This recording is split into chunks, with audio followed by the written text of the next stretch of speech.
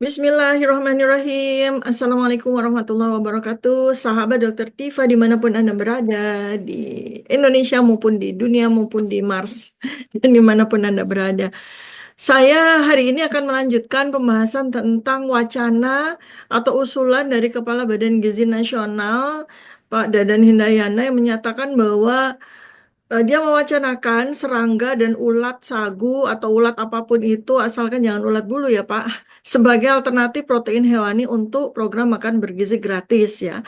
Ini kan kemarin saya sudah bahas, saya udah ulas pros and cons-nya, kemudian saya juga sudah ulas apakah kecukupan gizi yang yang menjadi faktor utama yaitu protein itu memang bisa penuhi oleh belalang dan ulat sebagai pengganti daging sapi atau ayam atau ikan atau telur yang dianggap tidak sesuai dengan plafon makan bergizi gratis yang hanya Rp10.000 minus udah dikurangi dengan susu digulain ya, gula disusuin yang ada dalam kotak itu, karena itu sebenarnya juga bukan susu, itu cuma gula rasa susu aja ya.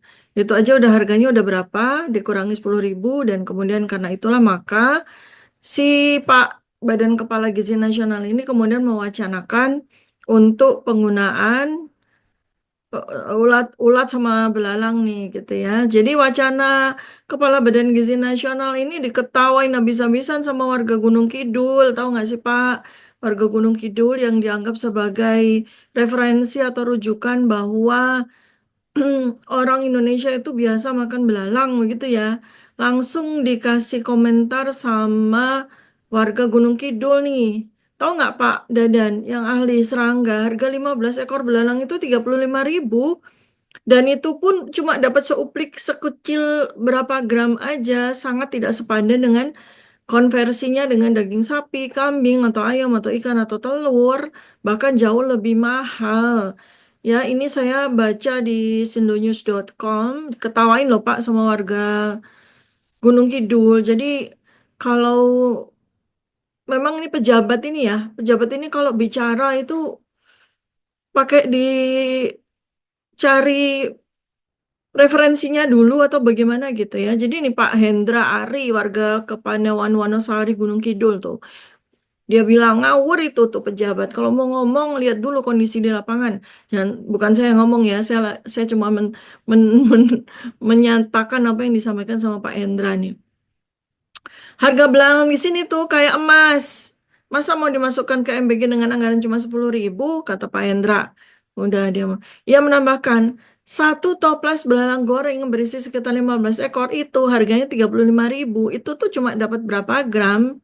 Sementara kecukupan gizi protein hewani untuk anak-anak itu kurang lebih kebutuhan protein hewani itu 150 gram per hari ya. Kalau misalnya per kali ya 15. 150 dibagi 3 lah, 50 gram gitu ya, kayak seukuran rendang nih kalau daging sapi. Kalau ayam atau ikan bahkan bisa lebih besar lagi ya, karena harganya lebih murah daripada harga daging sapi. Tapi nih kalau konversinya ke belalang, satu toples itu yang 35.000 itu pun cuma berapa itu dapat proteinnya ya.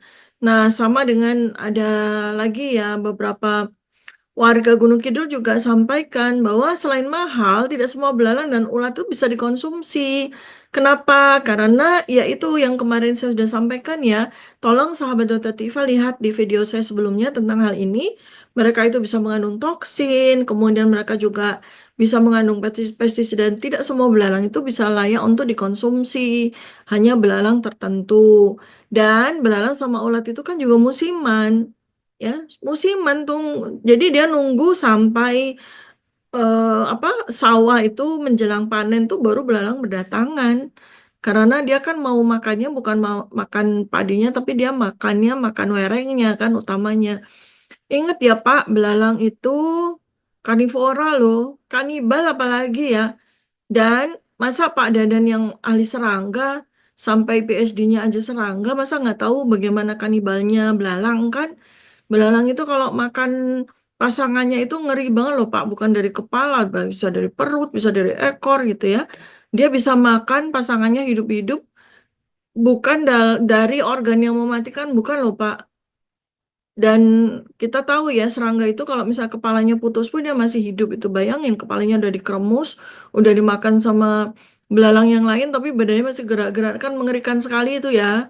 Jadi sekali lagi nih, kenapa ya mulai dari tahun 2014 sampai sekarang penyakit pejabat itu kalau ngomong ngawur ya itu sampai diketawain loh sama warga ya yang sangat ngerti banget. Ini ada ibu namanya Ibu Sri Hawa, ini produsen belalang asli Ngawen Gunung Kidul. Itu beliau itu bahkan bisa sampaikan itu wacana yang sama sekali nggak realistis ya, karena beliau ini udah belasan tahun berkecimpung di bisnis kuliner ekstrim. Jadi belalang goreng itu pun dianggap sebagai kuliner ekstrim ya, nggak cuma di Indonesia, di Thailand aja, di street food aja. Belalang segala macam dijual di sana itu masuk kategori kuliner ekstrim. Masa mau dijadikan sebagai makanan anak-anak sekolah? Ya, kemarin saya juga udah sampaikan kan, risiko alerginya tuh besar sekali. Belalang hidup itu saja harganya sudah 190.000 per kilogram. Itu kan jauh lebih mahal daripada 1 kilo daging sapi kan ya. Kalau sudah dimasak, dibersihkan, harganya bisa sampai 400.000 per kilogram. Itu tuh udah hampir 3 kali lipat harga daging sapi. Kalau ayam itu udah dapat berapa? Ayam tuh 29.000, 30.000 kan satu karkas. Udah dapat 10 ekor ayam. Kalau ulat per kilogramnya 180.000. Ya nggak mungkin lah gitu. Dan apalagi itu bukan bukan binatang yang memang layak makan sebagai pola makan harian tuh nggak ada. Karena satu ya orang Gunung Kidul aja juga tahu tidak semua orang Gunung Kidul yang bukan terbiasa makan belalang sih, tapi ya di sana belalang itu adalah kuliner ekstrim mereka musiman pula.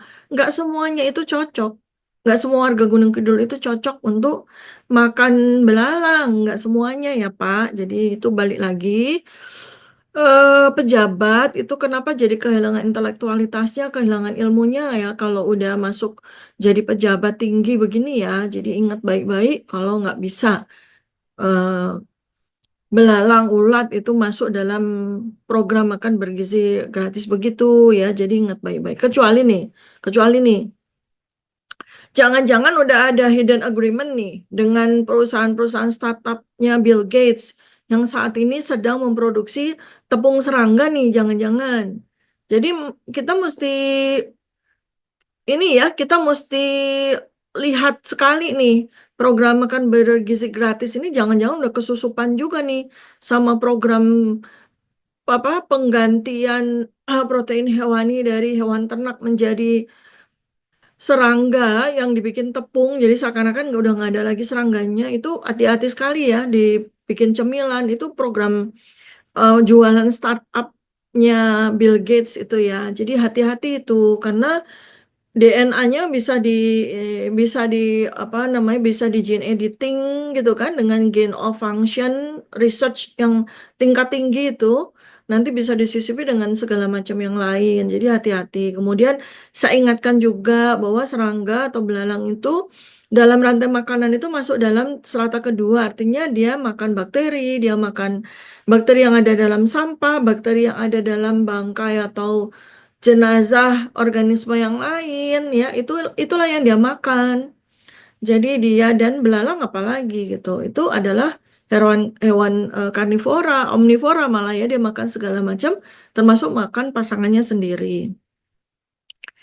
Ya, jadi sahabat Dokter Tifa sekalian, kita sebagai warga, sebagai manusia yang cerdas, kita nggak boleh begitu aja menelan mentah-mentah. Sekarang ini kita udah tahu, 10 tahun terakhir itu kita kemarin udah tahu, bahwa pejabat itu nggak bisa dijadikan sebagai referensi. Sungguh pun latar belakangnya luar biasa ya, karena nggak ngerti kenapa tuh kayak ada sesuatu yang bikin jabatannya tuh jadi menghilangkan segala macam kecerdasan dan intelektualitasnya.